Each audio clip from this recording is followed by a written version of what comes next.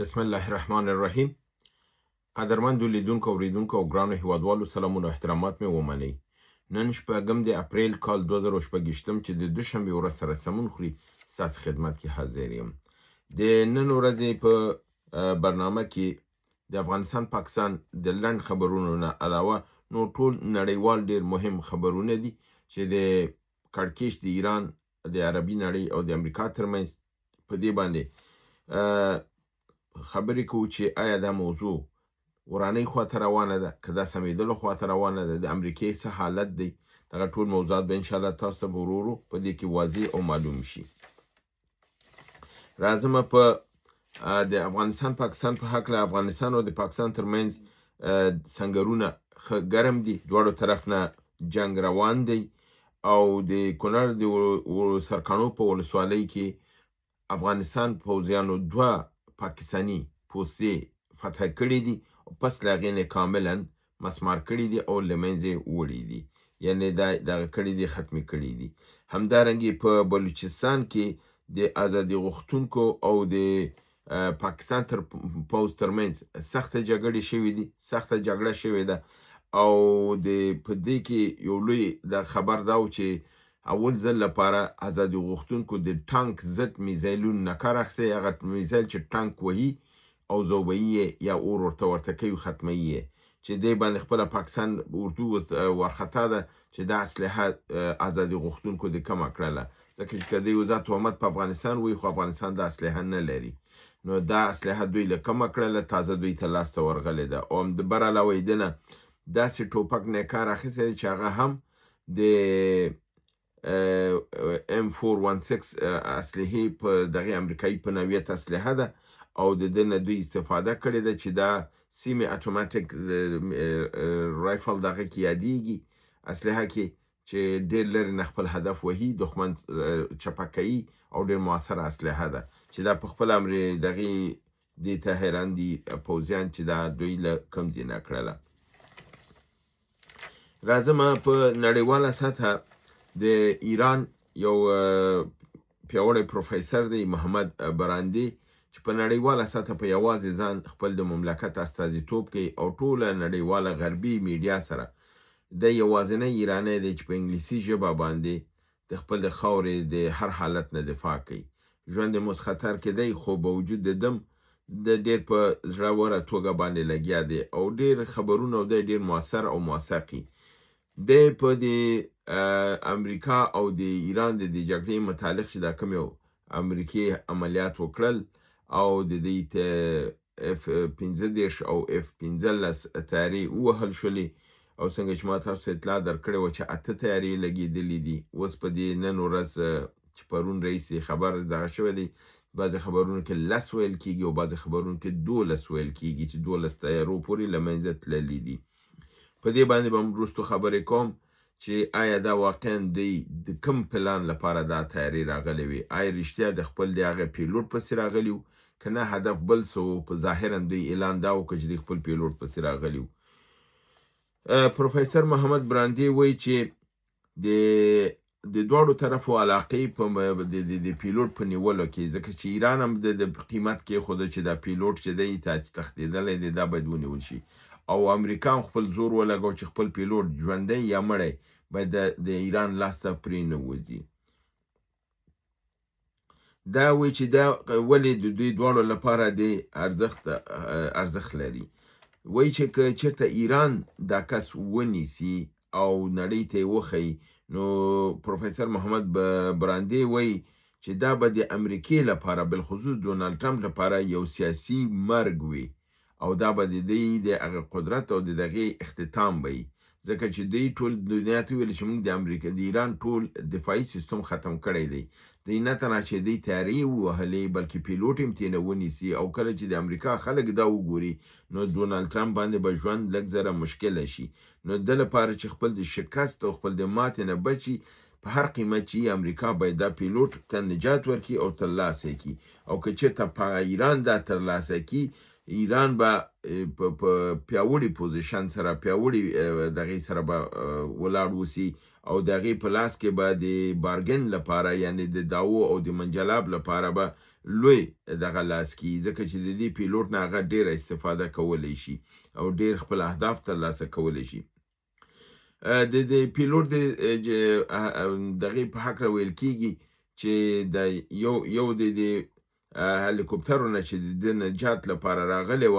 هغه دومره ټیټه راغلی و چې د ښکته نه په تفنګچې باندې ایستل شوې ده. د هلیکوپټر بلیک هاکس طیاره چې ډېر قیمتي طیاره ده د امریکایي، دا په تفنګچې ایستل شوې ده او د تفنګچې د دغې نه د دې پیلوټ چې دا مرمۍ دغه شوې ده د دې خپۍ زخمی کړې ده او د په زخمی حالت کې د دې دغې نه بلیک هاکس نه خپله بلیک هاکس طیاره ولوېدلې ده، ذرې ذرې شوې ده، پیلوټ یې بهر وتی دی او طیارې سقوط کړی دی. د دې لپاره چې د بلیک هاک طیاره د ایرانیانو لاسته ونه لویږي، امریکایانو دا منطقه بمبارد کړې ده چې طیاره کاملا مسماره شي او ایرانیان ترېنه استفاده ونه شي کولی، ځکه چې هغوی یېرېږي چې دا به د ایران لاسته ولویږي او چینایان به دا واخلي او ریورس سایکل سیستم کې به ترېنه ګټه اوچته کړي. همدارنګې په دې هکله دغه کېږي چې ایران اعلان کړی دی چې داسې دافع هوا یعنی د خپل د دفاع لپاره اسلحه ترلاسه کړې ده چې د دښمن هر نوع دغه هوایي برید وهلی شي او له منځه یې وړلی شي او د هغې د ځواب ورکولو توانایي لري. په دغې برید کې چې دوی غوښته چې خپل پیلوټ ته نجات ورکړي، دوی د C-130 یعنې C-130 او همدارنګې AC-130J او H-130J د دې طیارونه هم امریکایانو کار اخیستی دی. په دې هلیکوپټرو کې د بلیک هاکس نه کار اخیستی دی او د MS-6 هلیکوپټر نه کار اخیستی دی او په دې کې د تیل ورکولو جهازونو KC-135 نه هم کار اخیستل شوی دی. د ده لپاره ویل کېږي چې ډېر جهازونه په یو وخت کې عملیات ته راغلي وو. آیا دا رښتیا هم د پیلوټ د خلاصولو لپاره راغلی و یا نه؟ که تاسو یاد چې په تېرو برنامو کې ما تاسو ویلي چې امریکا اعلان کړی دی چې د ایران د یورانیم غنا ځای موږ ته معلوم شوی دی، دا په اصفهان کې د یو غره په لمنه کې دی او موږ به دا د هغې ځینه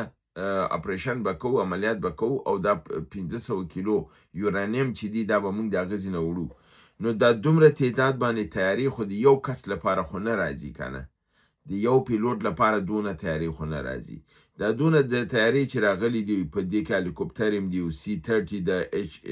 AC-130J د H-130 د KC-135 د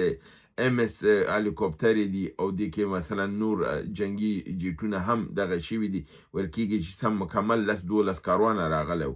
نو دلته داسې یو ګمان ځي چې ممکن دوی دغه په نامه د پیلوټ راغلي خو هماغه عملیات چې دوی ویلي خفیه و عملیات به کوي یورانیم، دا خو د اصفهان په ساحه کې د عملیات شوي دي او دوی د دغه عملیاتو دپاره راغلي وو. دغه عملیات د دوی ناکام شوي دي او د دې په نتیجه کې ایران د دوی دغه تیارې ویشتلي دي او ویل کېږي چې کم از کم د 2 میلیارډو نه زیات امریکې ته په دې عملیاتو کې خساره رسېدلې، ځکه چې اکثرا تیارې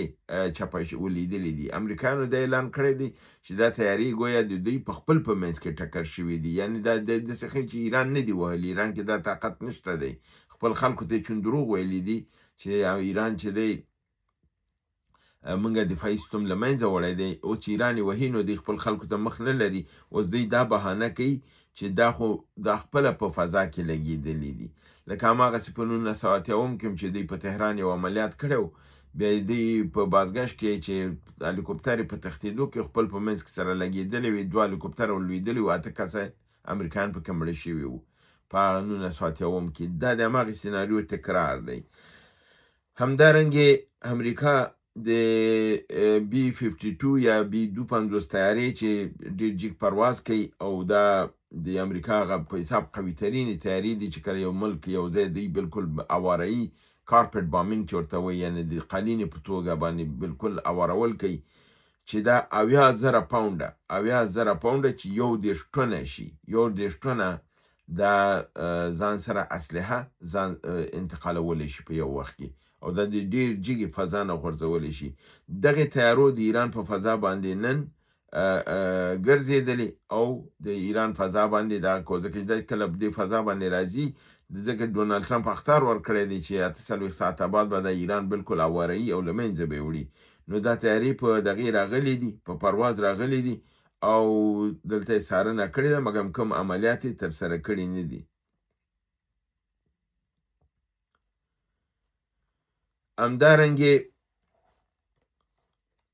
همدارنګې ډونالد ټرمپ وایي چې ما د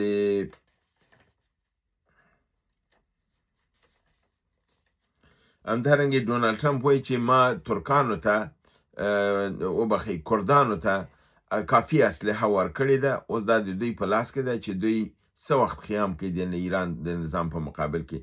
یعنی امریکا تر آخري تلاش دا دی چې په یو رقم یو څوک په دې نظام کې را داخل شي تر څو دا د جنگ بار چې دی د ده د اوږو نه کوز شي.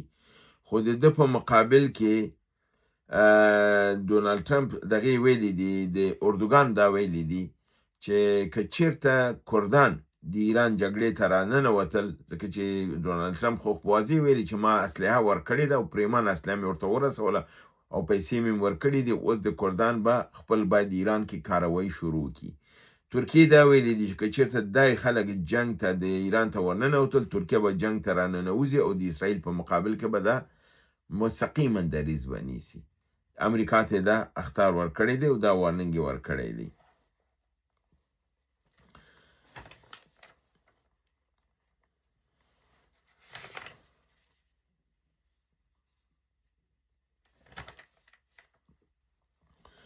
همدارنګې د فرانسې رئیس جمهور ایمانوئل ماکرون د ایران د جګړې په هکله د ویلي چې د ټرمپ دریځ چې دی هر دقیقه او هر زمان بدلیږي، د په یو موقف نه لري. ماکرون چې د جنوبي یا سویلي کوریا په سفر باندې و، هلته د ټرمپ موقف د ناتو او د دغه سازمان د تضعیفولو په هکله یې وویل چې متحدینو د ایران پر وړاندې د امریکا د پوځي اقدام ملاتړ ونه کړ. متحدین نه مطلب د اروپا نه دی، او ټرمپ وایي چې هغه پر دې غور کوي چې امریکا له ناتو نه وباسي. یعنی امریکا دا تصمیم نیسي چې ناتو نه ووځي، په کوم شي چې د ناتو قانون له مخې اسانه کار به نه وي. یعنی دی په اسانه دی، خو ډونالد ټرمپ وایي زه د ناتو نه وځم، خو ناتو قانون کې داسې یو دغه ده چې یو غړی په اسانه باندې ناتو نه وتی نشي. دی دا وایي چې ممکن ډونالد ټرمپ به دا تصمیم چې تر څو نیسي د حکومت به ختم شي او بل څوک چې رئیس جمهور راشي هغه به د ناتو نه ووځي. ماکرون همداراز د هرمز د تنګي په هکله وویل چې ټرمپ یې د زور له لارې پرانیستلو خبرې کوي.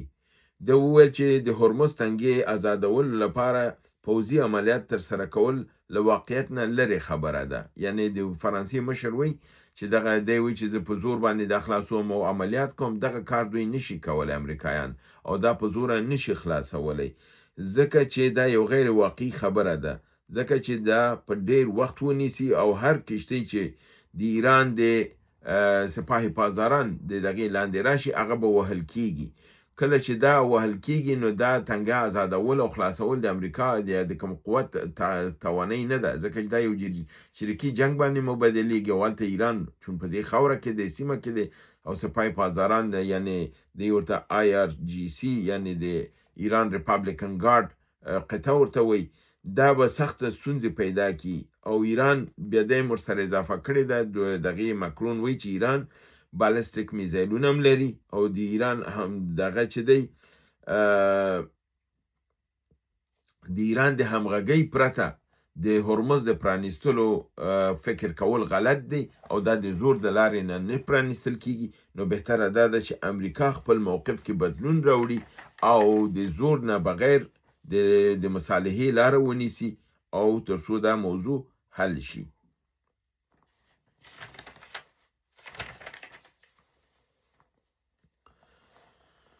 همدارنګې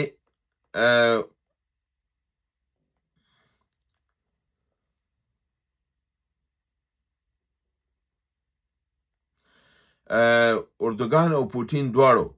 ټرمپ ته دا خبرداری ورکړی دی چې جنگ دې ژر تر ژره متوقف کی، که نه د عواقب به د نړۍ او د دغې لپاره ښه نه وي.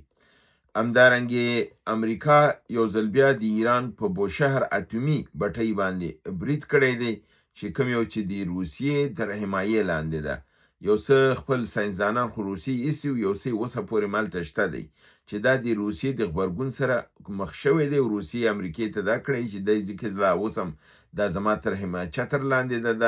دغه بټۍ او دې باندې که ته بمبارد کړې دا مستقیما زمونږ سره د دښمني ده. په عین حال کې نړیوال د اتومي انرژي ادارې دا خبره کړې ده چې په دې کې چې امریکانو بمبارد کړی دی یو کارکون د دې ادارې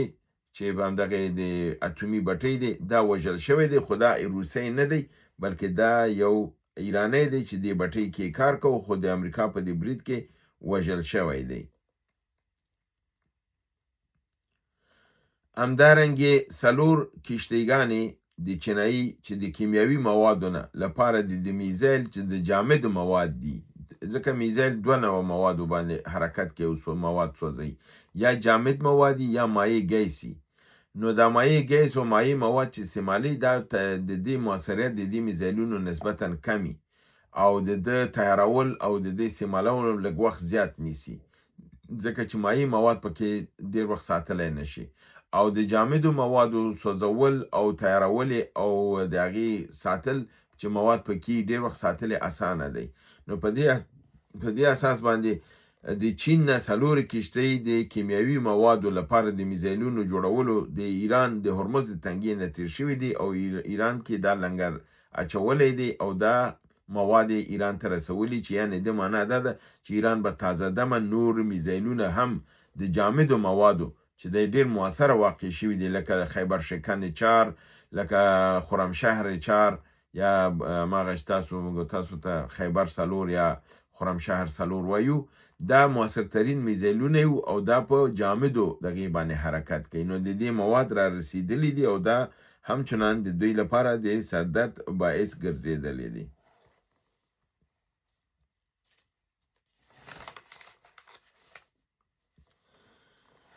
همدارنګه یو خبر دا دی چې د امارات متحده د صدر اعظم مرستیال خپل په خبرو کې د پاکستان د هغو خبرو ځواب ورکړی دی چې کله دوی د پاکستان خپل 3 میلیارډ ډالر وغوښتل نو پاکستان دا وویل چې دا د په حساب د عزت او د کرامت خبرې وکړلې. نو دا ورته ویلي چې د کوم عزت او کرامت خبرې کوئ تاسو، دا پیسې موږ په 1999 کې تاسو ته درکړي دي او تر ننه پورې 10 کاله ووتل، هر کال تاسو دا تمدیدوي نه راکوئ، خو آخر موږ خپل پیسې درنه غوښتلې چې دومره شرافت او کرامت تاسو کې او تاسو ولې خپله دا قرض خپله نه راوړو چې موږ مجبور کړلو چې درنه یې واخلو، چې اوس هم اخیستې دي تاسو موږ ته د اخلاقو درس راکوئ، د اخلاقو درس ځان ته ورکوئ، پاکستان ته ویلي موږ ته د اخلاقیاتو درس مه راکوئ. او آخري خبر مهم خبر دا دی چې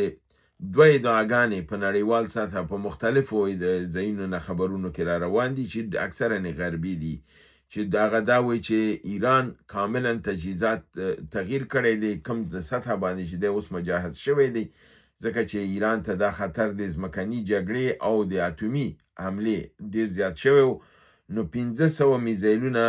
قاراپیما یعنی د نړۍ په سطح چې دا کې د کوریای شمالي نه ترلاسه کړي چې دا اتومي صلاحیت لري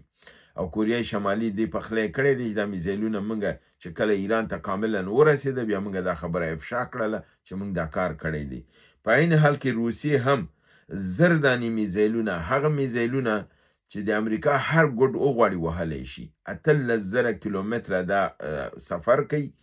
دا په نامه د RS-28 سارمټ باندې یادیږي او دا اتومي اسلحه ده، دا اتوم اسلحه ځان سره انتقالوي. د دې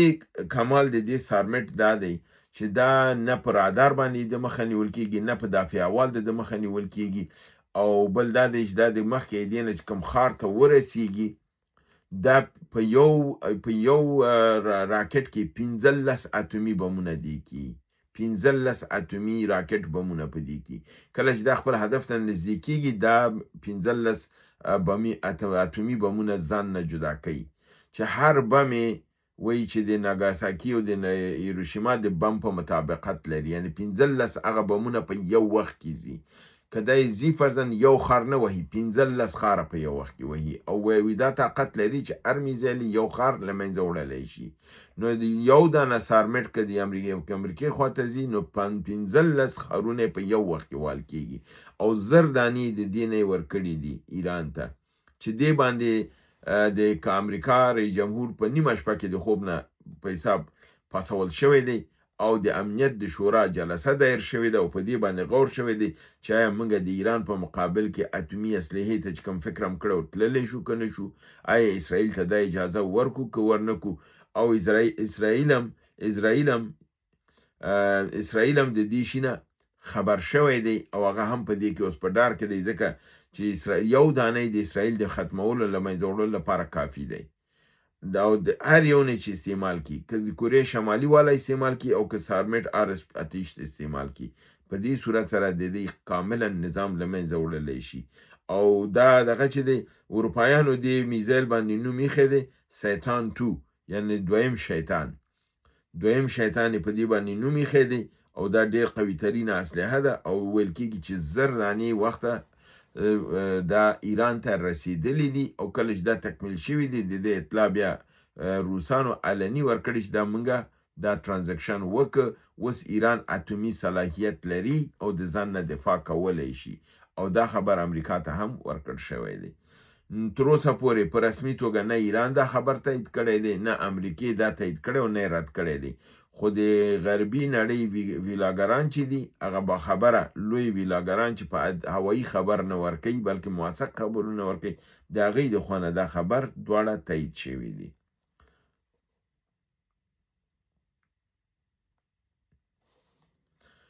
دا و زما د نن ورځې خبرونه چې ستاسو حضور ته مې وړاندې کړه. هیله دا برنامه وګورئ خوا کې دوستان سره شریکې تر بل برنامې چې بیا ستاسو حضور ته راځم تاسو په لوی پروردګار سپارم وما علینا الا البلاغ.